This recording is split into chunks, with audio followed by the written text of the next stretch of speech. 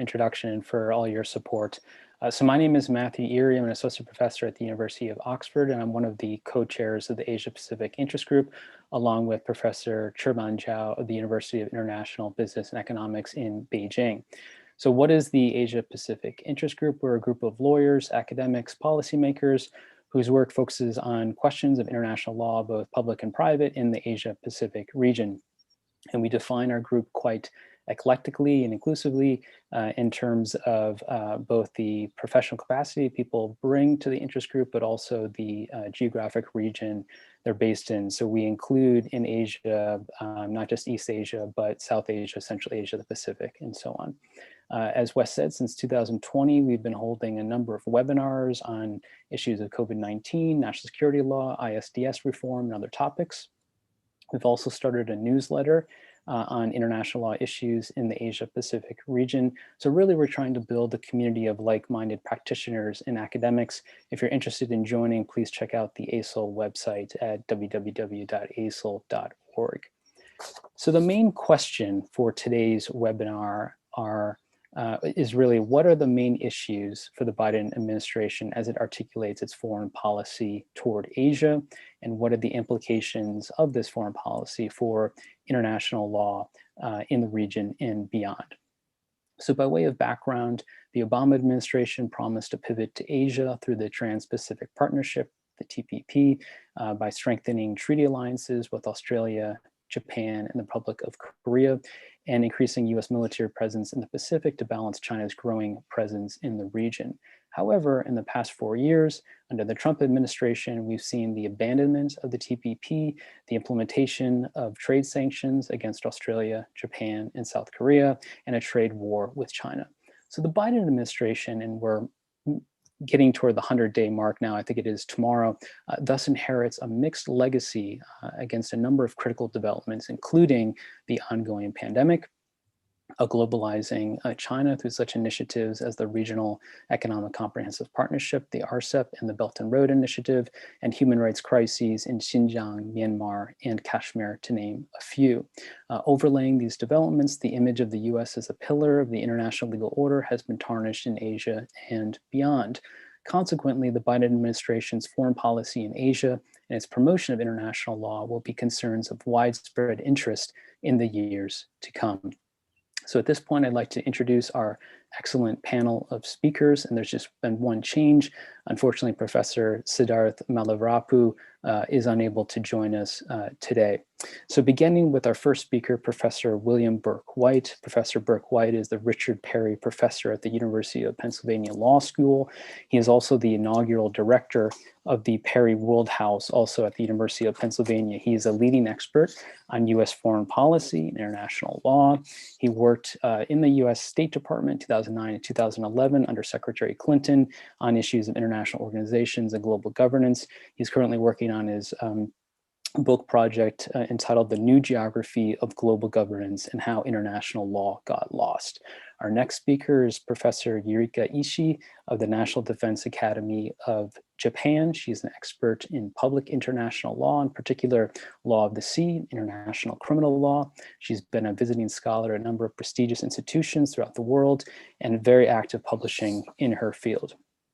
Next, we're very honored to have with us Ambassador Enna Park, who is the Republic of Korea Ambassador Extraordinary and Plenipotentiary of the United Kingdom, a position she's held since 2018. Prior to that, she served in the Foreign Service in places such as New Delhi, Beijing, and in New York, including at the United Nations. Her work has focused on human rights, women's status, and refugee issues, amongst other critical issues throughout the world. And also to note, from 2014 to 2016, she oversaw the Korea-China Economic Cooperation as Deputy Chief of Mission in Beijing. Last but not least, we're very honored to have with us Ms. Susan Thornton, who is the Senior Fellow at Paul Tsai China Center at Yale Law School, the Director of Forum on Asia-Pacific Security at the National Committee on American Foreign Policy, and also non-resident fellow at the Brookings Institution. She is a retired senior U.S. diplomat with 30 years of experience in Eurasia and East Asia.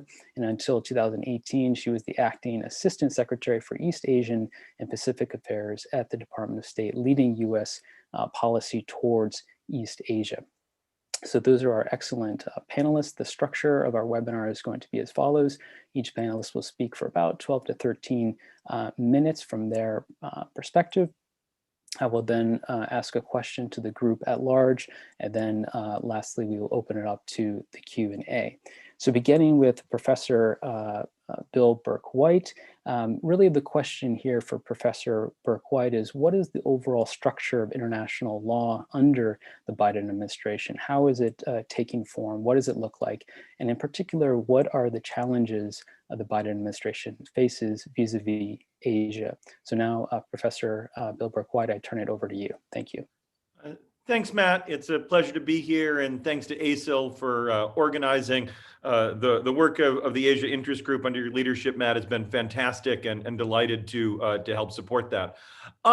So I want to start with sort of four maybe framing themes that I think are driving the Biden administration's approach to international law, and particularly international law in Asia, and then turn to what the administration has done and what I think it needs to do to overcome the challenges it faces. So let me start with the first of those overarching themes, and that is that the Biden administration inherits an international legal system, a multilateral diplomatic system in which the U.S., for perhaps the first time in its modern history, fundamentally finds itself as an outsider.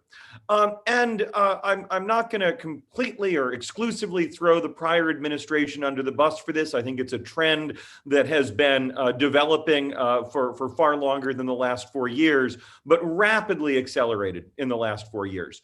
If we think about the institutions that the U.S. either withdrew from or started a withdrawal process from, it is everything from, the Paris climate agreements to the Human Rights Council, from UNESCO to the Trans-Pacific Partnership, from the World Health Organization to the various arms control agreements with Russia, the Open Skies Treaty. And then if we think about the institutions the U.S. threatened to withdraw from but didn't, we could say the UN itself, NATO, the Universal Postal Union, the list goes on and on. And you might say, who really cares if the United States threatened to withdraw from the Universal Postal Union? We didn't, and do we even need it? Well, I could make an argument for why we need it. But the broader point is that given those withdrawals, those threats of withdrawals, and admittedly, the Biden administration has reversed many of them, and we'll come to that in a minute, the United States is no longer a reliable partner, or is no longer necessarily seen as a reliable partner. And I think that is the critical lesson here. It's also why the longer term trajectory of this matters, because it would be easy for partners and potential partners in the Asia Pacific to say, okay, it was 4 years of Trump and so be it, it's now Biden and all is well again. But back even when I was in government under President Obama, we had a sort of lead from behind approach. It's easy for lead from behind to become not lead at all. And even if you go back further than that to Bush and Clinton, the lack of consistency of U.S. engagement with the multilateral order is evident.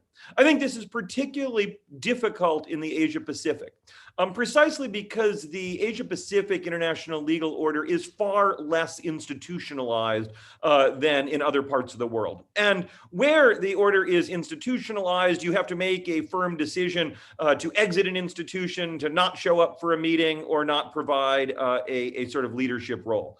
Whereas in Asia, the order itself is less institutionalized. There are fewer moments that galvanize diplomatic and legal political process, fewer moments to in some ways hold the US feet to the fire in choosing whether or not to lead.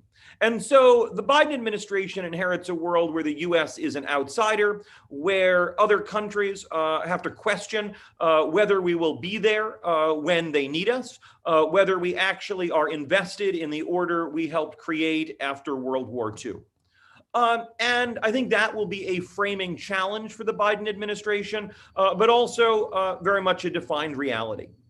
The second broad theme I want to point to, and I'm just going to point at it because I know Susan is going to take it on in much more detail, and that is that the US and China are fundamentally in a competitive relationship.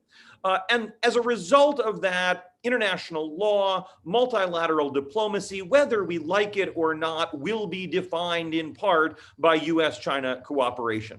The US may have some objective that an international legal agreement would be the appropriate way to pursue, but that agreement will now be thought of, at least in part, with reference to what it means for the US-China relationship. And that will constrain choices. That will mean that there are moments where the US has to choose between interests in containing China and interests in working with China, and the Biden administration is going to have to reconcile that. And frankly, it doesn't really have a good way to do so. The last relevant comparator is the Cold War. And during the Cold War, it was frankly easy because the US and the Soviet Union didn't have to get along about much other than arms control. The US and China have to get along and work together through international law on a whole host of issues, despite that competition. And so the Biden administration has a challenge, which is it doesn't have a blueprint for how to do this. The third overarching theme I want to talk about is values. And the Biden administration, candidate Biden, Vice President Biden, have long been committed to restoring American leadership through values. Now, part of that is values at home, and that's obviously important. The U.S. has an enormous amount of work to do on issues ranging from, race to equality to inclusivity to climate change. And the Biden administration has to do that. But it also means we have to figure out how to lead through values in our multilateral diplomacy and in international law. And so far, the Biden administration has taken a somewhat cautious line here. Talked a lot about the importance of values, but when push comes to shove, has taken the sort of middle ground. Take the Khashoggi killing and the decision not to impose sanctions on Mohammed bin Salman. Take the decision to sanction Russia, but not go as far as it could. And the Biden administration is obviously still figuring out how to operationalize a values-based foreign policy, particularly in the Asia-Pacific. What does that mean for relations with China? What does that mean for dealing with crises, be that in Myanmar or elsewhere? But the Biden administration is committed to it. The progressive wing of the Democratic Party, that is at least part of Biden's political support, is committed to it. And this is going to be, I think, an enormous challenge.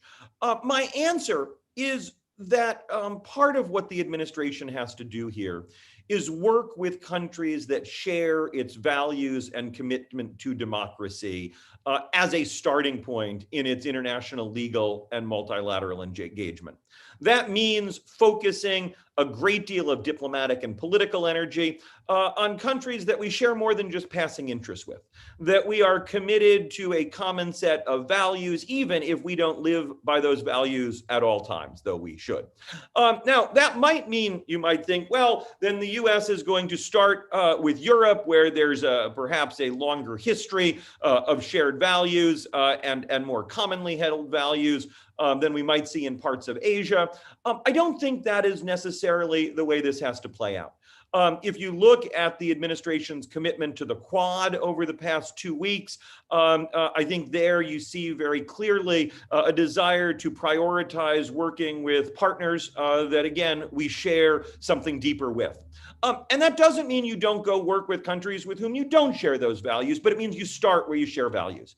It means you start by saying, all right, we're in this together and we've got to figure out how to overcome interest differences based on shared values. Now, I was on a Zoom yesterday talking about a similar topic focused on Europe, and the Europeans are saying, where is the US? They're in Asia. And certainly the early indicators from the Biden administration is that they really want to focus on Asia Pacific. The staffing of the administration is there, but I think that focus is going to start with the countries with which the US shares values.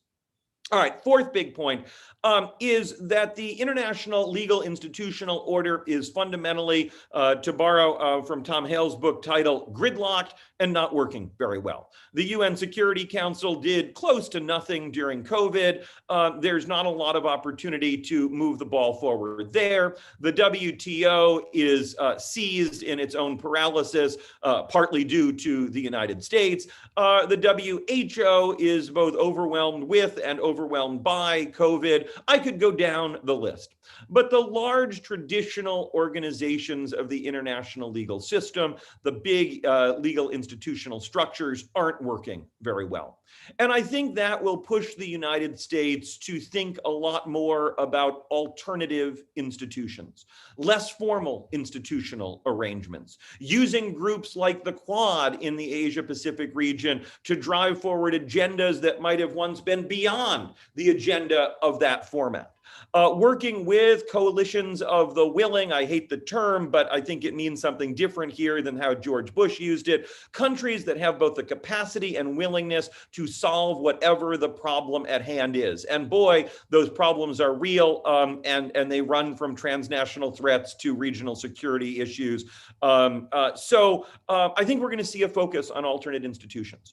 I think we may see a growing use of the club model of thinking about both legal and institutional arrangements. In other words, where sovereignty alone does not get you a seat at the table, where that seat must be earned. And then benefits flow there too. And I think that means a real opportunity for countries in the Asia Pacific that share some interests and are willing to put some skin in the game, that are willing to make commitments, whether on climate, on human rights, or otherwise. But I think the US is going to be looking to that rather than looking to traditional institutions. I'll just say one more word there on China. I think that China's use of a broader array of institutions, its interest in leadership in institutions that many may not have ever heard of, may also push the United States further in this engagement of alternate institutions. All right. So where are we? We're 103 days into the new administration. What has Biden done? Well, I would argue he's done the easy things. He has rejoined institutions like the Paris Agreement or commitments like the Paris Agreement, started the process of rejoining the JCPOA, said that the U.S. is going to stand for election for the Human Rights Council, begun a process with Russia on some arms control agreements. That's ambitious in the first 100 days, and kudos to friends in the administration who have made that possible. The U.S. has dropped its sanctions on the International Criminal Court, a much harder move than I thought it ought to be.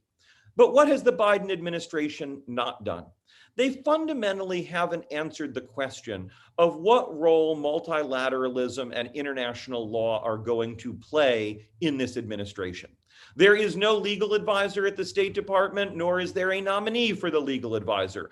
I'm thrilled that Harold Koh is there, but Harold Koh's there temporarily. There once was a multilateral affairs directorate at the NSC. There has not been an appointment in the multilateral affairs space there. There is obviously Susan Thomas Greenfield is, at the UN in New York, but multilateralism and international law are broader than the United Nations. And the Biden administration, I think, still has to figure out what that means and how to staff it. The second hard thing they haven't done is they haven't rethought the international economic order. And obviously that is the linchpin of the international legal system. I should say one of two. Obviously there's a set of incredibly important security commitments in the Asia Pacific, but the economic order is a big piece of this. And given the political divisions in the United States today, Biden is not about to say we're going to rejoin the Trans-Pacific Partnership. He can't do it. So how do you structure economic relations with the Asia Pacific? The Biden administration hasn't answered that. They have to do so in a way that makes the WTO relevant again, that gives the US a kind of anchor weight economically in the Asia Pacific, and that meets the domestic political demands of progressive and even centrist constituencies in the United States, and they don't yet know how to do that. That is going to be a really, really big challenge. So, Matt, I think that's my 13 minutes. I'll leave it at that. Thanks very much for having me and look forward to the discussion. That's perfect. Thank you very much, Professor Berk-White, for that extraordinary frame, really, through which to understand the intersections of international law and international politics and diplomacy in the Asia-Pacific regions. That's really helpful for us as we strive forward here. And what I want to do now is sort of hone in on one of these critical issues and ask Professor Ishii about what's happening in the East China Sea. So in particular, in regards to the recent enactment of the Chinese Coast Guard Act, and further thinking about the role of the US and the US-Japan alliance from an international law perspective. So Professor Ishii, I turn it over to you. Thank you. Thank you. Good morning, good afternoon, good evening, depending on where you are. I'd like to start off by thanking ASIL for having me. It's a great honor for me to join this workshop. Also, I will speak in my own capacity today, and nothing in my remarks represents the view of the institution that I belong to.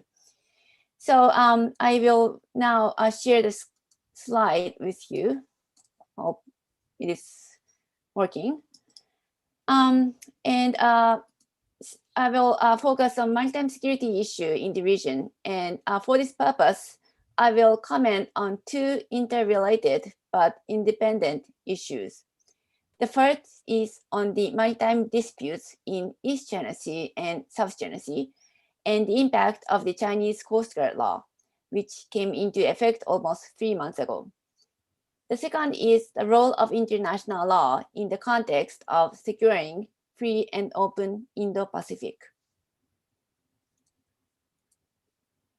So let's begin with the first issue, the maritime disputes in the region and Chinese Coast Guard law. I assume that many of our audience are familiar with the South China Sea disputes.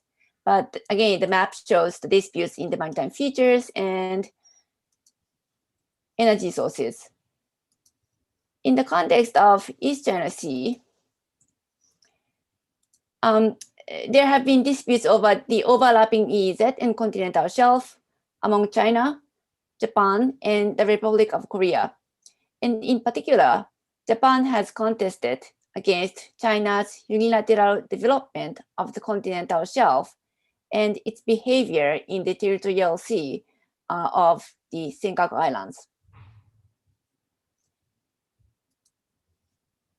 Now, while the maritime security threats posed by the territorial and maritime disputes in the region is nothing new, the level gets to a new height by the Chinese Coast Guard Act, or CCG Act, which authorizes the CCG to operate potentially in contravention with UNCLOS, United Nations Convention on Law of the Sea. And China is, of course, one of the parties of this convention. And I see that there are primarily three issues regarding this law from the international law perspective. The first issue is that the law claims more than what China can claim under the UNCLOS. And as a result, the freedom of the seas that other states may enjoy would be jeopardized. The second issue is that the law may justify the CCG to take coercive measures, potentially beyond what is permissible under international law. Lastly, the law obliges the CCG to protect its maritime boundary and monitor the activities of Chinese vessels at the high seas or foreign EEZ. Again, this is nothing illegal per se, but it could invite the confrontation between CCG and other states' maritime police. Now, what I think most problematic is the concept of jurisdictional maritime area. And a CCG Act is based upon this concept, which they call the jurisdictional maritime area. And this concept includes not only the territorial sea or internal water, but also EEZ, the continental shelf, and other jurisdictional area subject to Chinese jurisdiction. And the law does not define what this other jurisdictional area subject to Chinese jurisdiction means, but it could potentially include the waters surrounded by 9-dash line.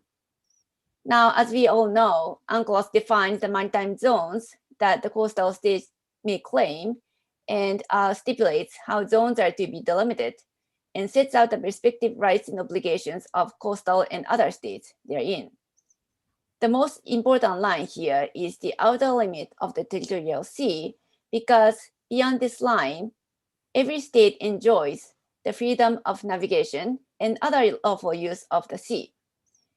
CCG Act ignores this distinction, and as a result, there are several provisions that could violate the UNCLOS if it is implemented as it is. From the security point perspective, the CCG Act will not fundamentally alter Chinese policy. However, now that China has the administrative law that forms the basis of CCG's conduct, it will strengthen and justify what CCG would do in the territorial waters of disputed features or in undelimited areas in East China Sea and South China Sea. This act would enable CCG to take coercive measures and protect its disputed islands and their territorial sea without engaging in an armed attack against other states. And in this context, CCG would not require the presence of the People's Liberations Army, Navy in order to pursue its coercive measures. So, for instance, in the case of Japan, the action that CCG would take within the territorial water of Senkaku Islands would not meet the threshold of the armed attack against Japan, because, well, partly because Japan defines the concept of armed attack quite narrowly, but also from the perspective of international law, it will not use the measures with sufficient intensity.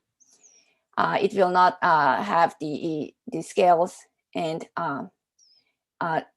scales that would be required for the exercise of the right of defense, and it will neither trigger the United States obligation to defend Japan under U.S.-Japan Mutual Cooperation and Security Treaty, Article 5. There will be also a time lag between the situation where potentially the Chinese maritime militia and CCG dominate the Senkaku area, and when Japan would declare the existence of the unarmed attack.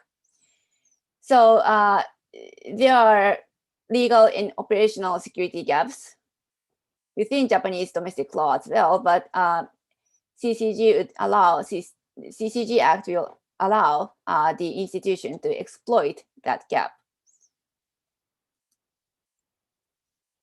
Within this graph, the red numbers show that the number of the Chinese government's vessels entering into the territorial sea of Senkaku Islands, staying there for several hours, and announcing that the islands belong to China, and interrupting Japanese fishery vessels within the territorial sea of Senkaku Islands. And in recent years, the occasion where the JCG vessels confront CCG vessels have significantly increased So in order to overcome this gap, collaboration among agencies as well as governments in the region would be indispensable.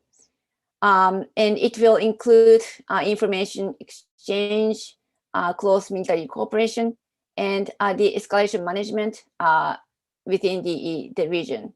And in this context, the US-Japan alliance, which is much broader and much deeper than the treaty obligation, is quite important. And in this context, this leads to the next topic, which is the significance of the free and open Indo-Pacific strategy, or Voips. Now, Voips is a set of policies that include international communication, trade, investment, and energy cooperation. But in this presentation, I will focus on the maritime security aspect. Now, as its name shows, the core principle of its policy is the principles of freedom and openness.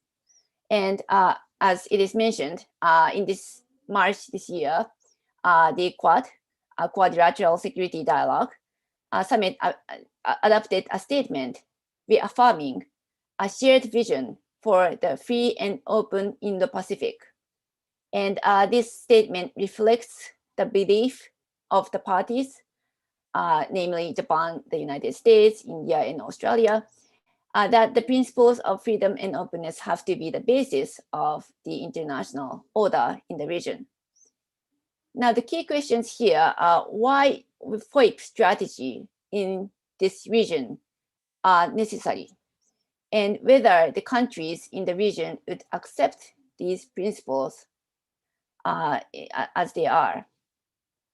Now, the response to the first question seems to be obvious. Of course, it is to prevent the coastal states from making excessive claims so that maritime commerce would not be in jeopardy.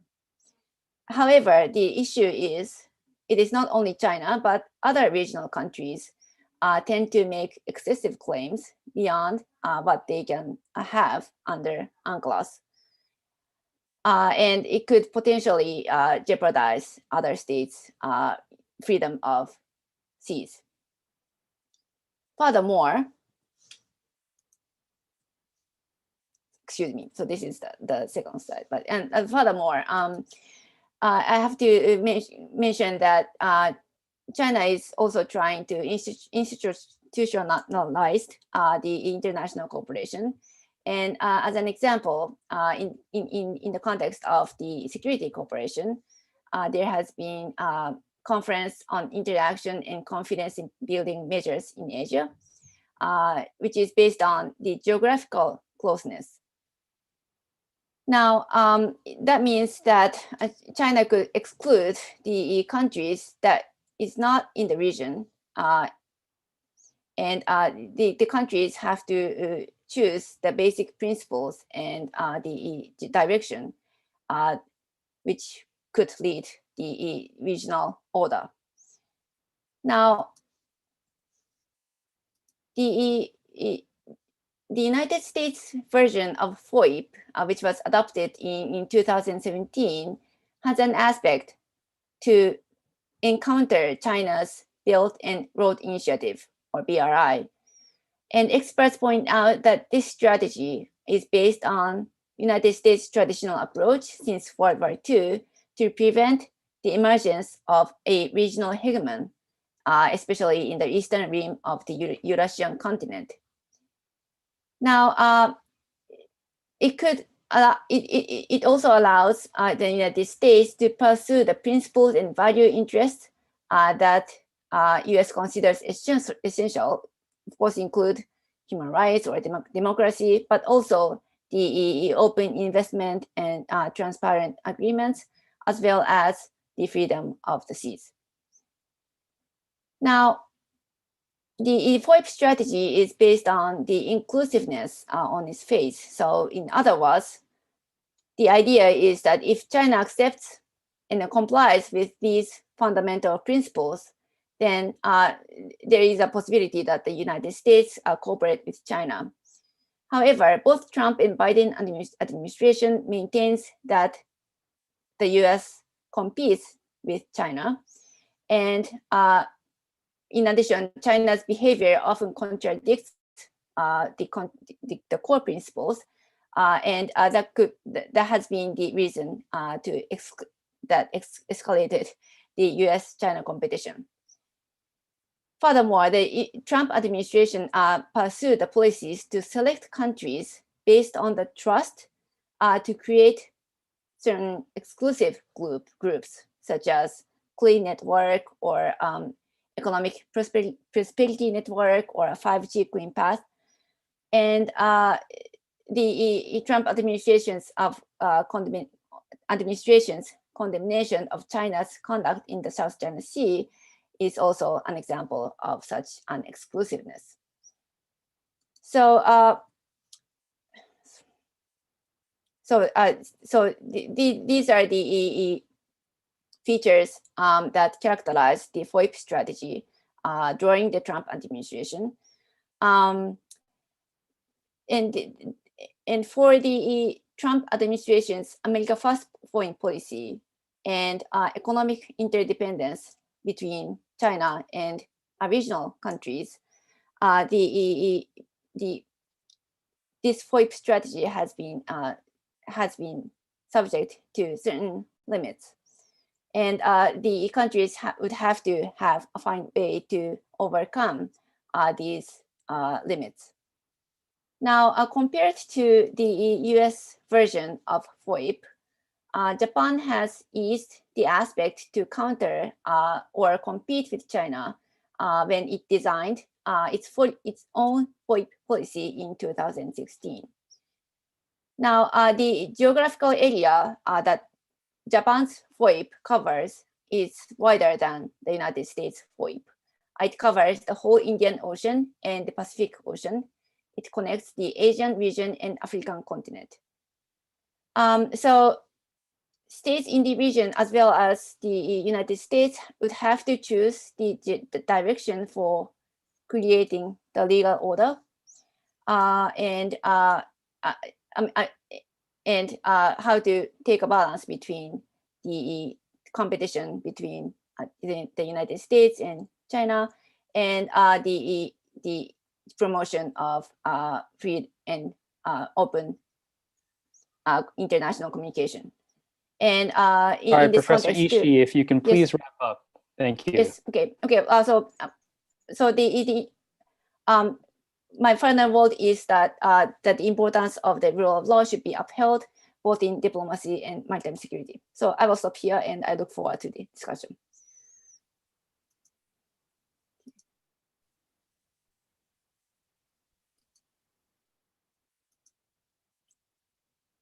So this is my end of this is the end of my presentation so far.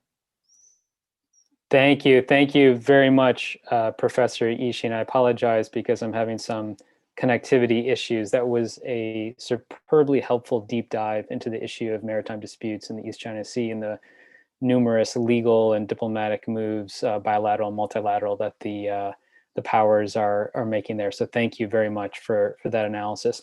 Now, Professor Ishii mentioned the issue of the U.S. Indo-Pacific strategy, which was a creature of the Quad, U.S., Japan, India, Australia. But another important power in that region, obviously, is Republic of Korea.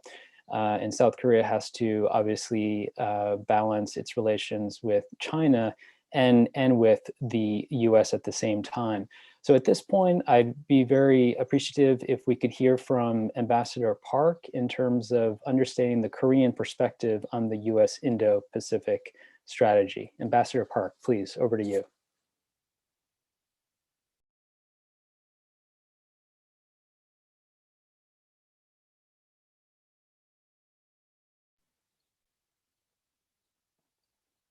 We can't hear you, Ambassador Park. I think you're muted. For that, sorry for that. Do you hear me? We can hear you now, Ambassador Park. Thank you. Please go ahead. Okay. I'll start from the beginning. Thank you very much, Professor Matthew Erie, for inviting me to this prestigious forum. And I'm quite impressed by the previous presenters' in-depth analysis on some key issues of U.S. foreign policy under the new administration. For my part, I'd like to focus on Korea's perspective on Biden's administration's approach to the Indo-Pacific strategy, which is an indispensable element when it comes to the Northeast Asia and the Korean Peninsula. More specifically, as a Korean ambassador, I'm going to make comments on the perception and the expectations of Korea, a key ally of the United States in the region, on the U.S. Indo-Pacific strategy. Let me begin by asking a question. Why does Indo-Pacific strategy matter? Plainly speaking, because the importance of the Indo-Pacific will be ever growing in terms of shaping international order and defining the features of global economic and political paradigm in the future. There are plenty of recent developments to show the Biden administration intention toward the Indo-Pacific. In March, President Biden convened the first Quad summit, and a joint statement adopted to reaffirm the participants' support of both values such as rule of law, freedom of navigation, democratic values, peaceful resolution of disputes, etc., and all in line with the Indo-Pacific strategy. It is followed by Secretary of State Blinken and Secretary of Defense Lloyd visiting Korea and Japan to have a foreign and defense ministerial meeting, so-called 2+2, with their counterparts. And all this took place without delay, almost right away the inauguration of President Biden. It is also notable that an expert on Asia and former Assistant Secretary Kurt Campbell was appointed as the NSC Indo-Pacific Coordinator, a newly established position within the highest decision-making branch. It is not surprising in this context how Coordinator Campbell emphasized the importance of America's presence in the region and the coalition of 10 democratic nations. To this end, in his earlier Foreign Affairs article, how America can show up Asian order, a perfect prelude to what we are witnessing now. All these indicate that in the Pacific strategy will remain as a principal guideline for America's foreign policy. We all know that it was during the previous administration when the Indo-Pacific concept, a more broadly defined region than the Asia-Pacific, was firstly endorsed.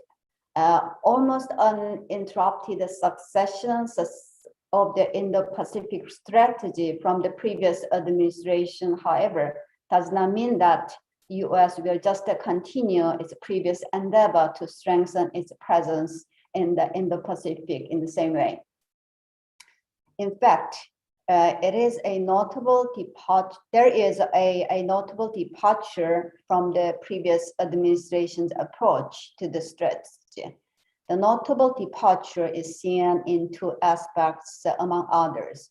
One is a value-based approach. It is not a secret that the previous administration did not have much respect to international norms, open multilateral trading regimes, globally agreed pledges like the Paris Agreement, and mutually agreed JCPOA, which undermined US politically and economically. In contrast, the US seems now to pursue values such as openness, security, rule of law, norm-based order.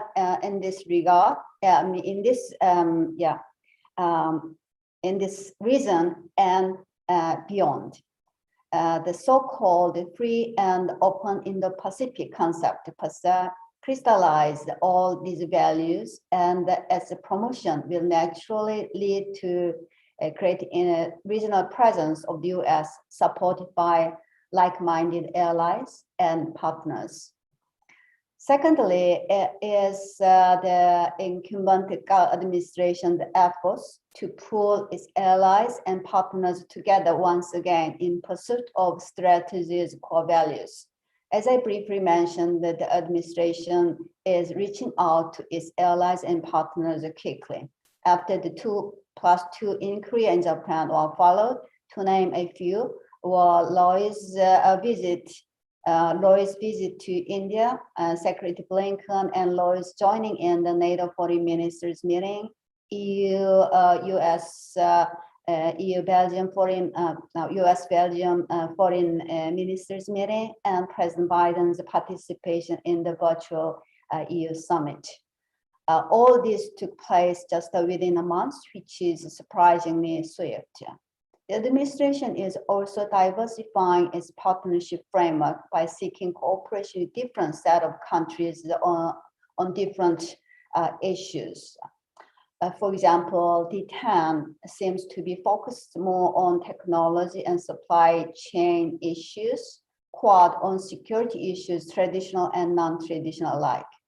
We welcome the new administration's putting emphasis on partnership with allies and partners, and hope that the strength and the leadership of the US and the realization of the core values of the Indo-Pacific strategy ultimately underpin greater stability and prosperity of the region and the world. What would be our expectations on the Biden administration's Indo-Pacific strategy from the perspective of Korea?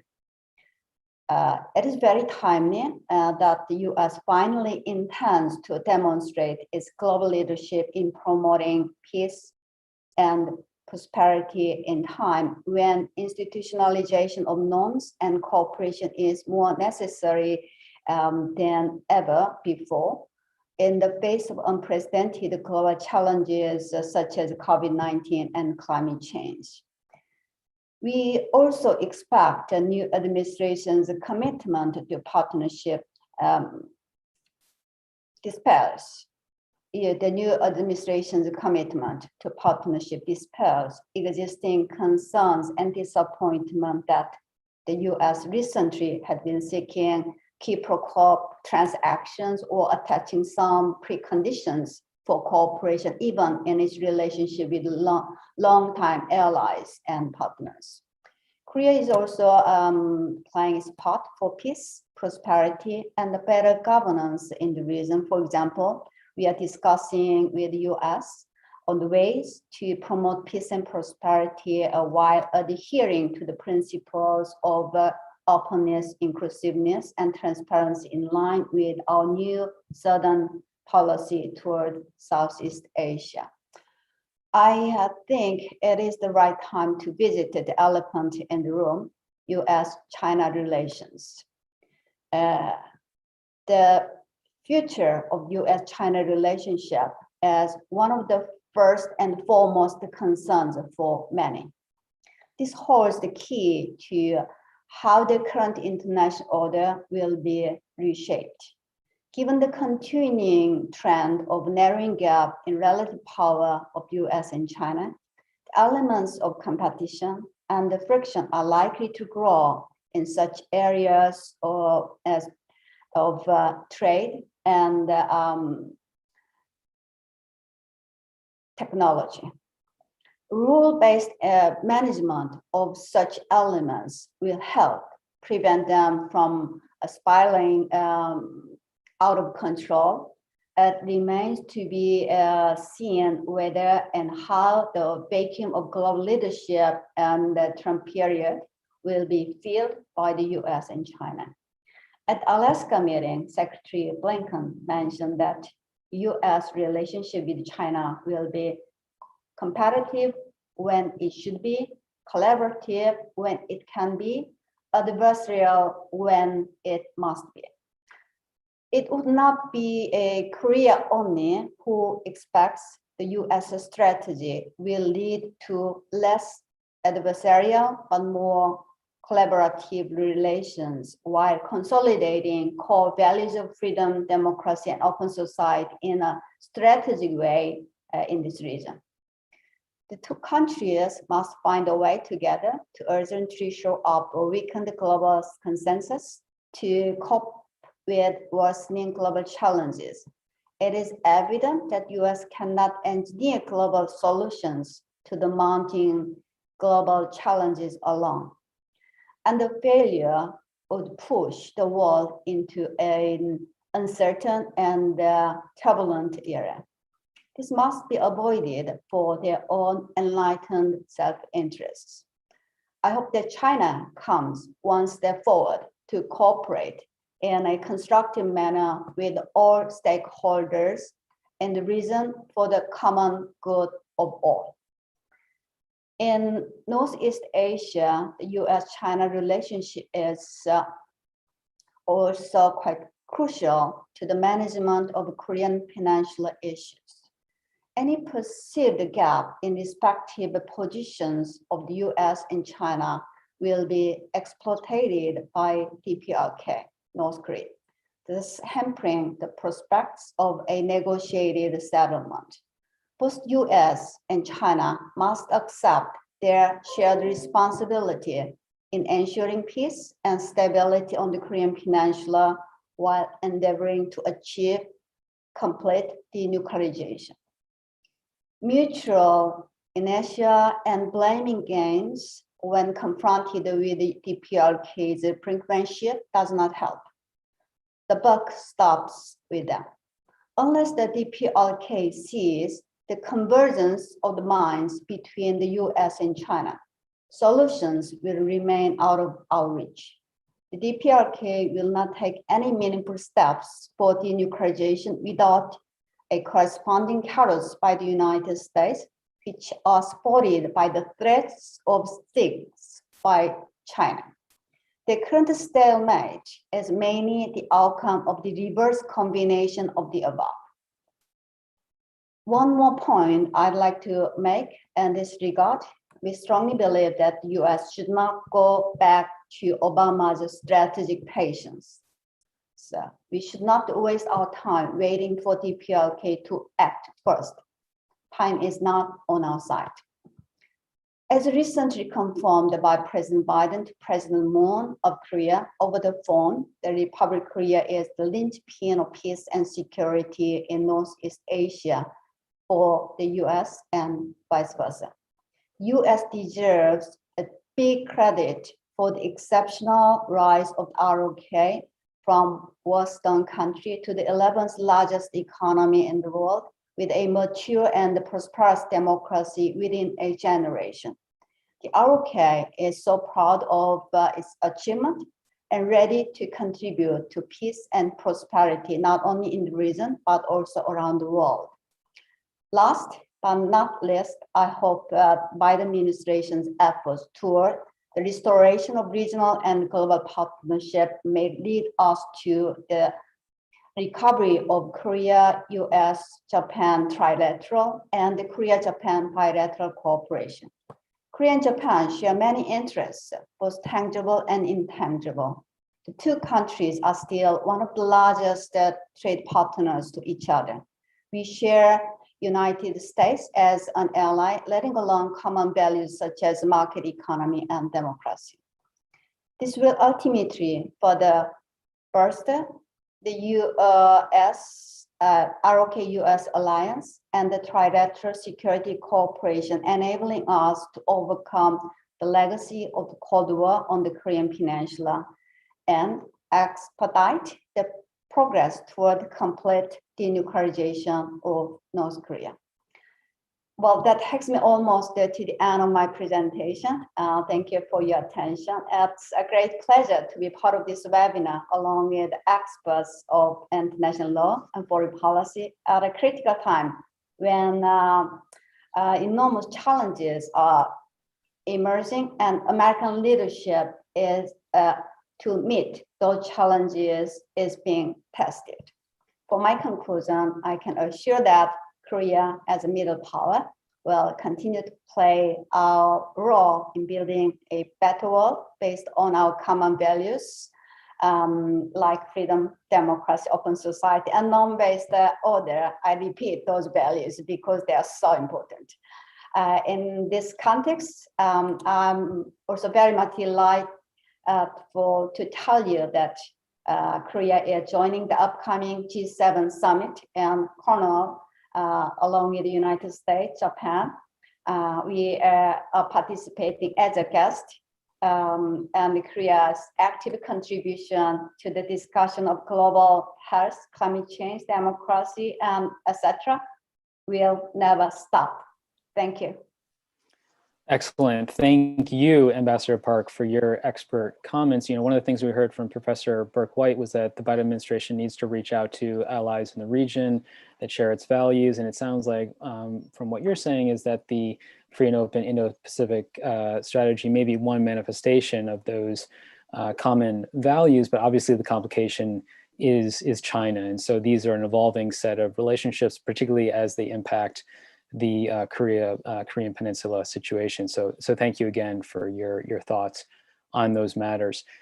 We've been talking a lot about U.S.-China, but here I want to bring in Ms. Susan Thornton, who is an expert on this relationship in particular.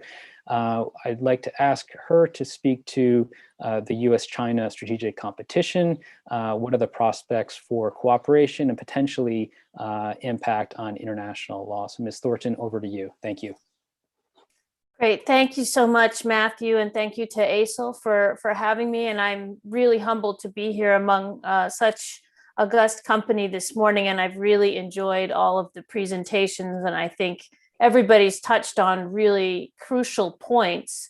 I think because it's the first 100 days of the Biden administration, I think I'll take a look at the first 100 days of sort of the Biden administration's policy toward Asia, toward China, and what it might bode for developments in international system, international law. Of course, it's early days. And I want to associate myself with all of the comments that Professor Burke-White made, and several of those are things that I had in my comments as well. So I'll try to go quickly through it because we are running short on time, and we want to have some time for discussion and questions.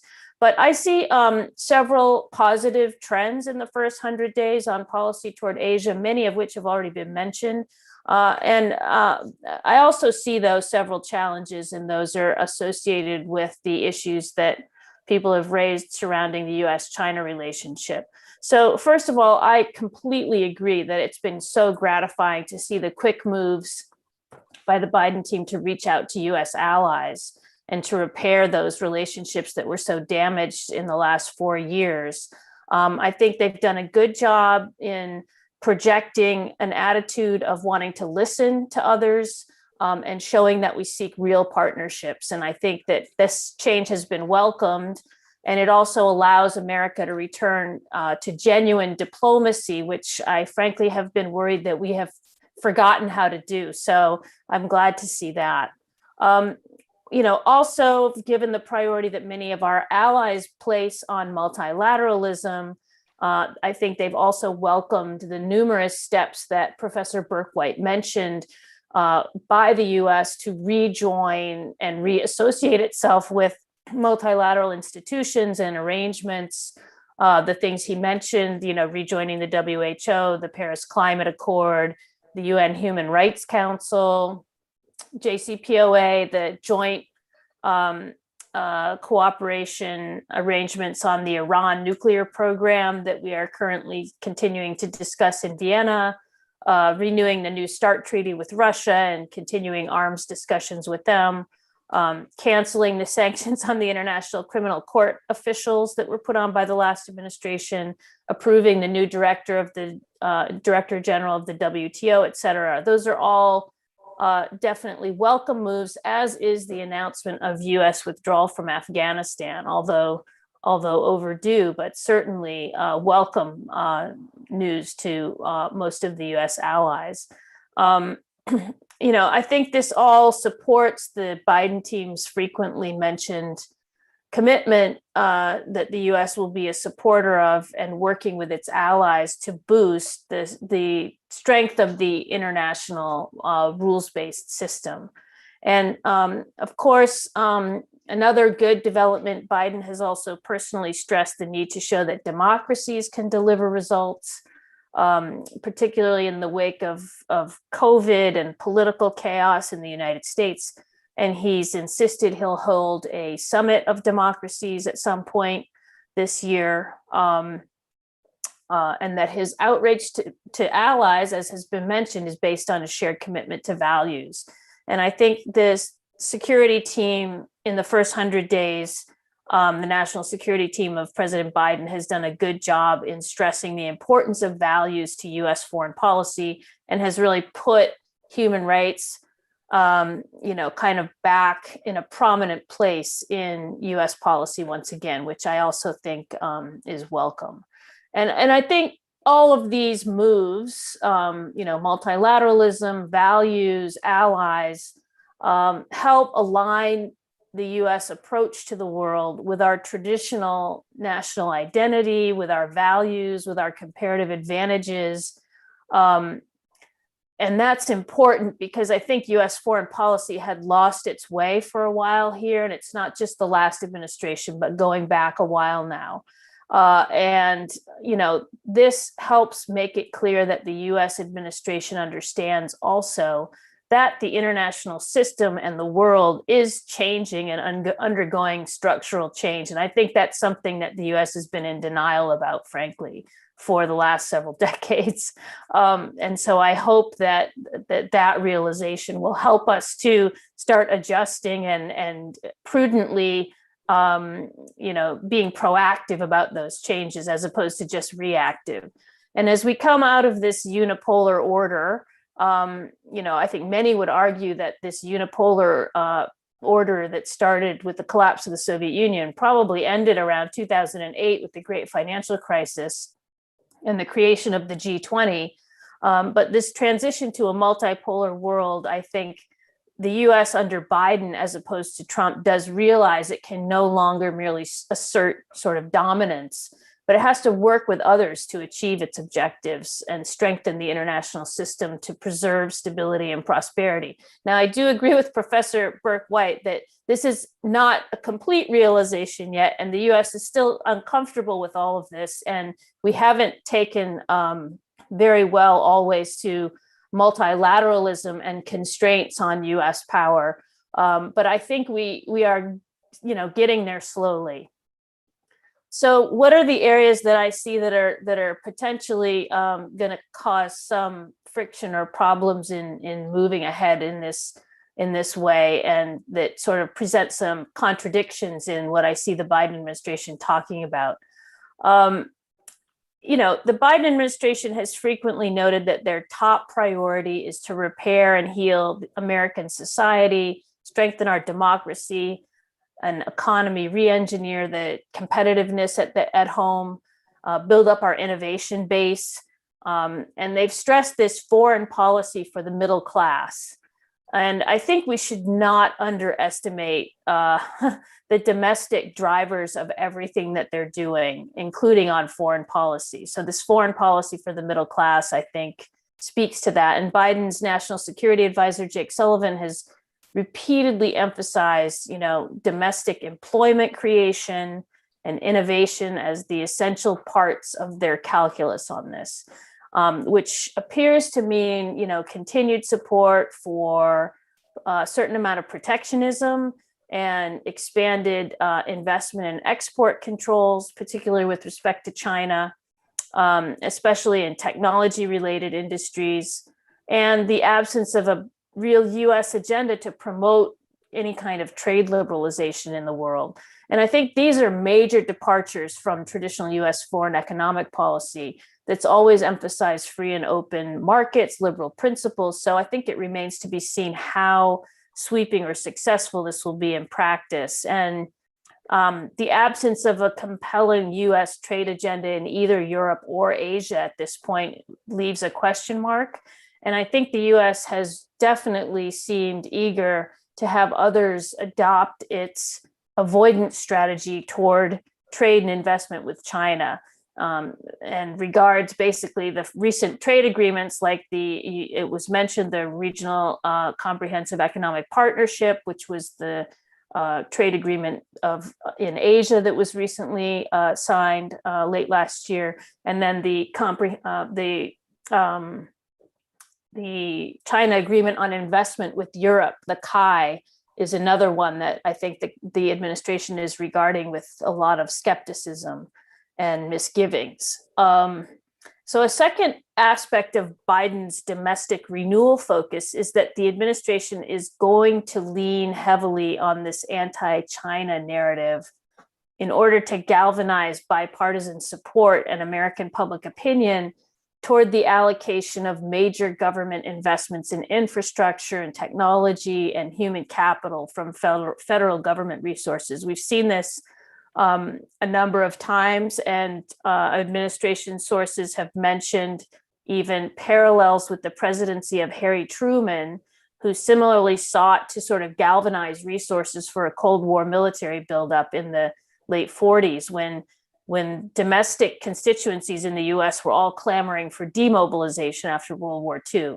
So this effort to sort of mobilize and galvanize the US domestic system for an infusion of resources, and the invocation in that context of China, however legitimate that may be, it is going to push, I think, US foreign policy toward this Cold War footing that inevitably paints everything that China does as inimical to US interests.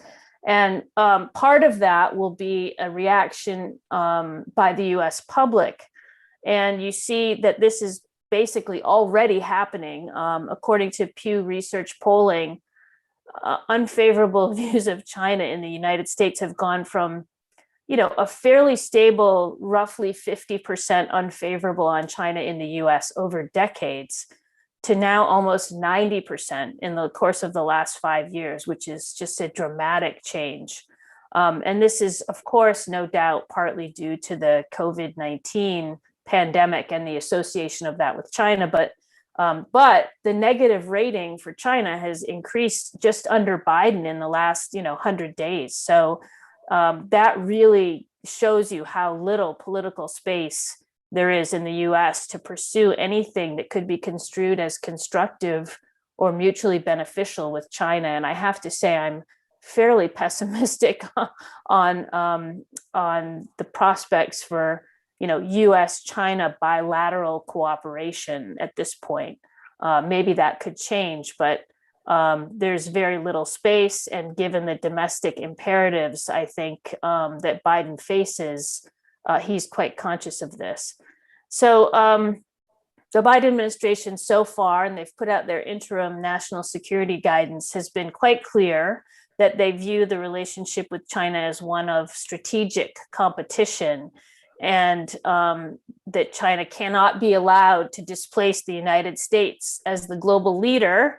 Not going to happen on my watch. And that Washington will fight back, I think, as necessary to preserve its position, certainly in the Asia-Pacific. And this will end up reinforcing this bipolarity and zero-sum perceptions, which we already see, frankly, in discussions of US and China on both sides of the Pacific. This is going to create some discomfort for countries in Asia who are going to have to navigate, this emerging bipolarity, which I think none of them welcome, actually, or at least they don't welcome an emerging bipolarity that's going to become quite contested and tense.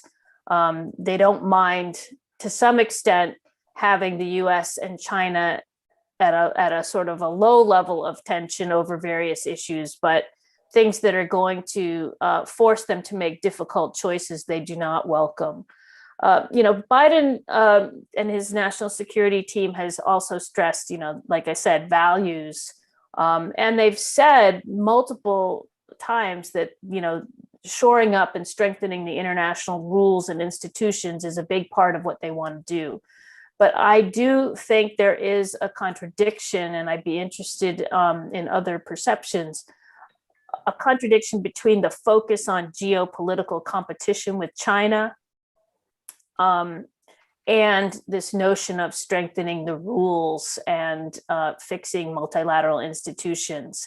I think that the geopolitical competition, which seems to be the dominant narrative and thread at this point, is likely to further inhibit the prospect of badly needed reforms to the various multilateral institutions that people talk about needing reform.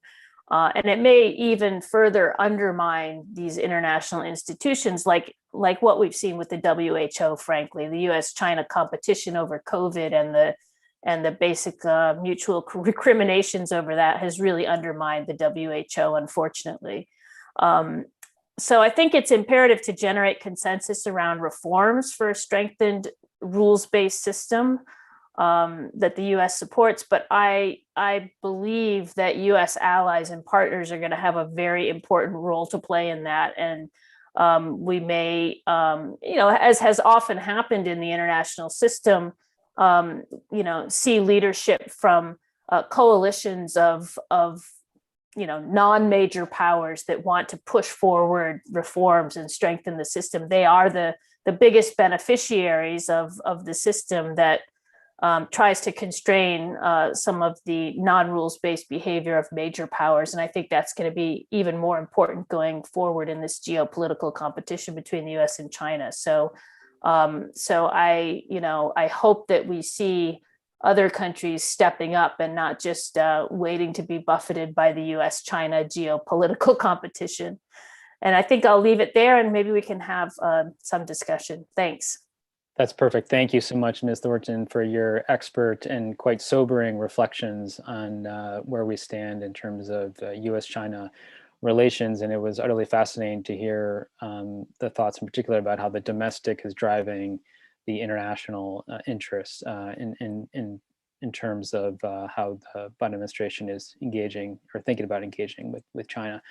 One of the things that you brought up is the question of the structural changes that are happening in the international system. And so one question I wanted to toss out to all of our panelists is, how is the COVID-19 pandemic affecting international relations and potentially international law, in particular in the Asia-Pacific region, and how can the Biden administration best position itself in a post-pandemic reset? And so I'd like to begin with Professor Burke-White. We'll start with you. And if I could just please ask you to limit your responses to brief responses, that would be perfect. We have another question waiting for you, please.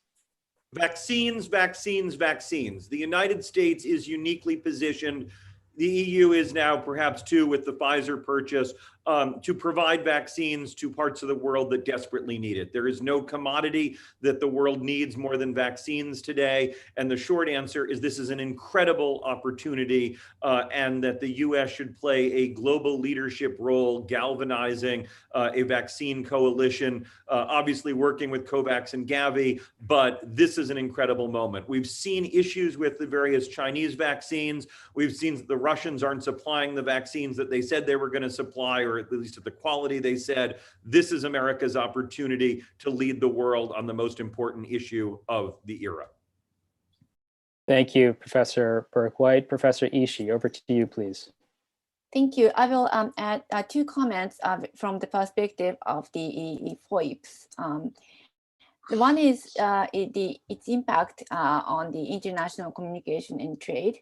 The COVID-19 certainly affected the movement of the people and service and trade, etc. And at the same time, we now have Trans-Pacific Partnership Agreement and Regional Comprehensive Economic Partnership Agreement, RCEPs.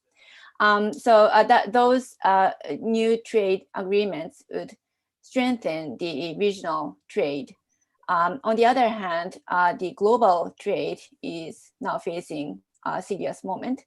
WTO has been has had serious institutional problems, and that will change the way we trade services and the services and goods.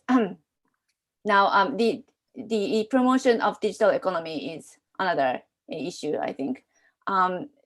The increase of digital trade will strengthen the cooperation among Japan, Taiwan, China, Republic of Korea, and Singapore, etc. So those would be also an element for the regional trade, and that may affect the free and open trade among the region.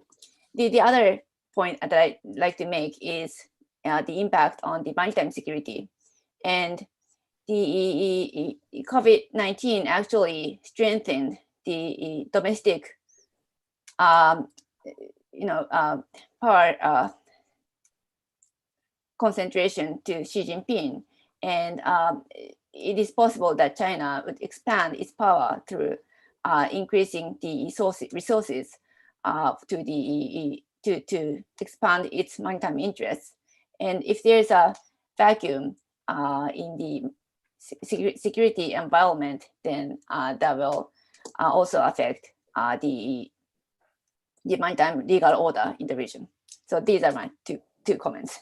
Thank you. Terrific. That's very helpful. Thank you very much, Professor Ishii. Ambassador Park, could I ask you the same question, please? Oh, yes, it's a very timely question. The impact of COVID-19 is felt in every corner of our life, and its implication on the international relations is also very significant. Let me just touch upon COVID-19's impact on the soft power, the respective soft power of two countries, United States and China. COVID outbreak resulted in some negative impact on China's image, not only due to the fact that the pandemic had originated from China, as the virus was called Wuhan virus at the beginning. Later, it changed to COVID-19, a origin neutral term, but also due to the failure or mistakes in its initial handling of the done by Chinese authorities, especially local authorities, lack of transparency, incorrect information and such, which delayed the more speedy control of the virus spread to all of the world. As a remedy, China quickly responded by proactively deploying COVID-19 charm diplomacy, providing facial masks, PPEs, and medical equipment to other countries in need.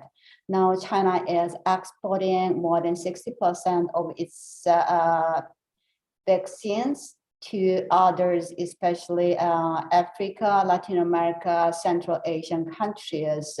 Although some are questioning the efficacy of a Sinopharm, many countries are in fact welcoming. So the impact of COVID-19 on Chinese soft power can be evaluated a mixture of negative and positive aspects. As to the impact of the soft power of US, it is also a mixture of negative and positive ones. We witnessed how poorly the US administration and the society handled the pandemic, but the new good news is US demonstrates its dominant strengths in technology by developing vaccines of the highest efficiency, Moderna, Pfizer, Janssen, and etc. Ironically, the American outperformance in vaccination process is giving a rise to another leadership challenge, the criticism that the US is holding vaccines. All the US accounts for almost 30% of all vaccine production. No export that had been allowed so far. It makes a stark contrast to European case and the Chinese case. So, the challenge here, the US should deal with urgency is to provide public good vaccines to others desperately in need to avoid negative selfish image, once the US demonstrates its global leadership in dealing with the pandemic, I'm sure the US can continue to keep soft power supremacy, securing its global leadership. In this regard, as I welcome the news that US will send 60 million doses of AstraZeneca vaccine abroad and now exporting vaccine material to India. So it can be a good start, but the US should go even further.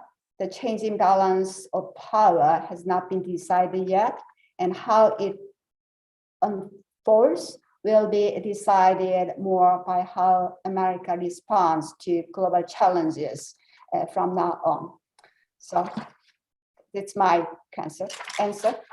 Thank you very much, Ambassador Park. Ms. Thornton, same question, please. Yeah, I'll just be very quick. I mean, I do think that emphasis on vaccines in the short term is absolutely essential, and it could be a good thing, as Professor Burke-White said, or it could end up being a negative thing for the US, as Ambassador Park said. So I think it's very important that we focus on that urgently. But I also think we have to look at what are the long-term trends of COVID-19 and the impact on globalization going to be. You know, I'm looking at travel. I don't know if it will ever recover. Look at us on Zoom. Will we ever go back to work? I mean, there are so many issues related to the long-term effects of COVID-19 that are not ironed out yet. One of the most important, I think, is to try to get travel back on track, because while Zoom is great, you know, there is no real replacement for personal connections. And in my business diplomacy, I mean, I really feel like I'm completely out of touch with what's going on in other countries. And it also reinforces a bit populism, I think, because it makes it easy to otherize, you know, people that you don't have contact with. And I regret that very much. So I think getting travel back on track is very important, but it's going to take a lot of international coordination about how do we have a universally recognized way of confirming people's vaccinations or whatever. So I think that's going to be a very sensitive issue. So I think there are a lot of issues that are going to come out of this, but I hope we can keep globalization together in spite of it. Wonderful. Thank you, Ms. Thornton, for thinking about not just the question of vaccines, which is first and foremost, but thinking beyond vaccines to these broader questions and impact of the pandemic on globalization. So if we have about 5 minutes or so left, so with that time, I want to ask the esteemed panelists a couple of questions here, and I'm going to group these together because I think they're potentially interrelated. So the first question is on Taiwan. We haven't talked about Taiwan yet. So the question here is, you know, will the Biden administration continue this sort of strategic ambiguity in terms of Taiwan's official status, or will it change that that approach in terms of its recognition of Taiwan, and how will other important players in the region respond to any potential changes that may occur there? So that's the first question. The second question, which I think is potentially related, is how can the Biden administration isolate certain issues from each other vis-a-vis China, for example, collaborate on climate change, but also confront vigorously on human rights, when China has suggested it may link the two or condition collaboration on a lack of quote unquote interference in its quote unquote internal matters? And if the US is forced to choose, which will it be? So why don't we start maybe with, we'll go in reverse order. Ms. Thornton, we could maybe hear from you, and feel free to emphasize whichever one you want to, or other related issues, then we'll maybe move on to other panelists then. Well, let me take the Taiwan question, because that's something I spend a lot of time on. And no, I don't think that the Biden administration is going to alter in any way the commitment made in the Taiwan Relations Act back in 1979. I think, you know, most people who've worked on this issue over the years recognize the sort of cleverness and genius, actually, of the formulation that we have currently. The Biden administration certainly doesn't want to see a crisis in the Taiwan Strait right now. As I mentioned during my remarks, they have a lot on their plate already, and they are going to work to try to, of course, shore up support for Taiwan and make sure that deterrence is strong, so that the Chinese don't believe that there's some opportunity for adventurism there. But that can easily be done within the current framework, and they'll also be working to make sure that they the issue is managed with clear signaling and clear understanding on all sides so that we don't have a crisis. I don't think Taipei, Beijing, and Washington, none of them want a crisis on Taiwan. And so I think this issue can be managed and we don't need to go making any major changes to a formula that's actually been a huge success in US-China relations over the last 40-something years. Great, thank you, Ms. Thornton. Professor Burke-White, any additional thoughts on these questions? I'll just briefly touch on the sort of broader piece of this. How do you confront China and work with China at the same time? Ultimately, that is going to be the biggest challenge of the new administration's foreign policy in Asia. My answer to that is there's no guidepost for this. They're going to have to experiment. I think they're going to have to make clear to the Chinese that we're going to be loud on some issues, but that we still want to work together. I think finding the right formats for different kinds of conversations is going to be really important. It's why starting with your allies on issues that you really want to confront China on and having a united front where you can say, yes, we're part of this conversation and we're very concerned about this set of issues, but then using a separate format and a separate sort of structure on some issues you do want to work together. If I had the perfect answers, I would love to see the administration implement them, but I don't yet. Thank you, Professor Burke-White. Ambassador Park, if I could please ask you to provide a very brief summary on potentially the Taiwan question in particular as you perceive it. Thank you.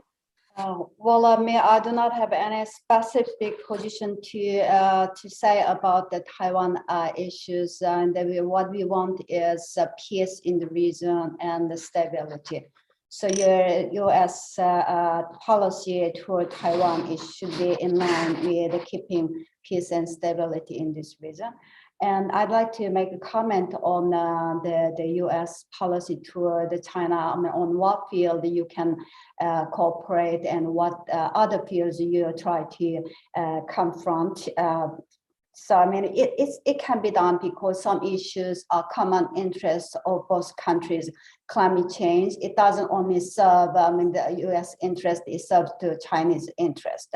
So China and the United States can work together for global challenges and also regional challenges like North Korean issues. The immediate priority, one of the immediate priority for U.S. and China should work together as they're managing security challenges on the Korean Peninsula. So immediate priority must be resetting the mode of engagement among all concerned countries in the region, Korea, North Korea, and United States, China, and Japan, Russia. So detailed planning for respective roles of those concerned parties based on available leverages and security concentrate needs to be worked out with the unity of purpose and the consistency in implementation. And DPRK should be reminded by China to seriously consider making a wise strategic choice by putting the nuclear peace development issues on table simultaneously. So there are quite many issues China and the United States should work together with concerned parties. Terrific, Ambassador Park, thank you very much. And my apologies, Professor Ishii, we're all out of time. Otherwise, would certainly invite you to opine on these important issues. So because we're all out of time, all I can do with the time that remains is say thank you very much to our esteemed panelists for spending your time and sharing your expertise with all of us. The Asia Society, the American Society of International Law Asia Pacific Interest Group will endeavor to continue to create dialogue between experts and stakeholders in the Asia Pacific region, in the US, on these and other issues. We look forward to furthering